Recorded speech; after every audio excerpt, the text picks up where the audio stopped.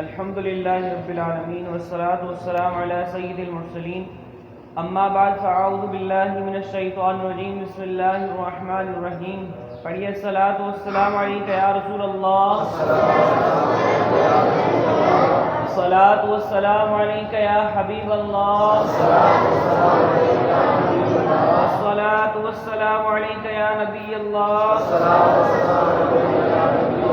وعلی آلک واصحابک یا نور اللہ نویت سنت الاعتکاف۔ فرمان مصطفیٰ صلی اللہ تعالی علیہ وآلہ وسلم کہ جس نے مجھ پر ایک مرتبہ درود پاک پڑھا اللہ تبارک و تعالی اس پر 10 رحمتیں نازل فرماتا ہے اور 10 گناہ معاف فرماتا ہے، 10 درجات بلند فرماتا ہے۔ صلو علی الحبیب صلی اللہ تعالی علی محمد صلی اللہ تعالی علیہ وآلہ وسلم۔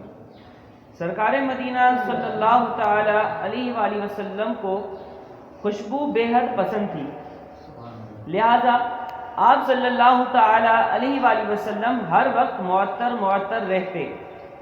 آپ صلی اللہ تعالی علیہ وآلہ وسلم خوشبو کا بہت استعمال فرمایا کرتے تھے تاکہ غلام بھی ادائے سنت کی نیت سے خوشبو لگایا کرے، ورنہ اس بات میں کوئی شک و شبہ ہی نہیں کہ آپ صلی اللہ تعالی علیہ وآلہ وسلم کا وجود مسعود تو قدرتی طور پر خود ہی مہکتا رہتا ہے، سبحان اللہ، اور تاجدار مدینہ صلی اللہ تعالی علیہ وآلہ وسلم کا مبارک پسینہ بذات خود کائنات کی سب سے بڑی بہترین خوشبو ہے۔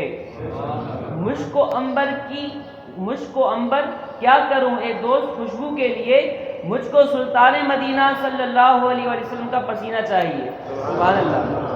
اس بات میں تو کوئی شک ہی نہیں کہ ہمارے آقا علیہ السلام کے پسینہ مبارکہ میں ایسی خوشبو ہے کہ دنیا میں آج تک ایسی کوئی خوشبو پیدا ہی نہیں ہوئی۔ یہ شاعر کا شعر بھی ہے نا، عرصہ ہوا طیبہ کی گلیوں سے وہ گزرے ہیں، کیا فرماتے ہیں شعر؟ عرصہ ہوا طیبہ کی گلیوں سے وہ گزرے ہیں، اس وقت بھی گلیوں میں خوشبو ہے پسینے کی۔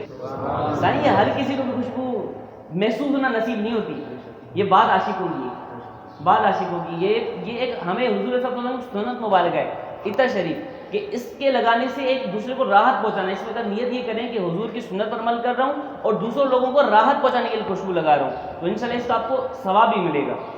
حضرت سیدنا جابر سمرہ رضی اللہ تعالیٰ عنہ فرماتے ہیں کہ ایک بار میٹھے مدینے سرکار صلی اللہ تعالی علیہ وآلہ وسلم نے اپنا دست پر انوار میرے چہرے پر پھیرا تو میں نے اسے ٹھنڈا اور ایسا خوشبودار ہوا اس طرح پایا کہ جو کسی عطر فروش کے عطر دان سے نکلتی ہے۔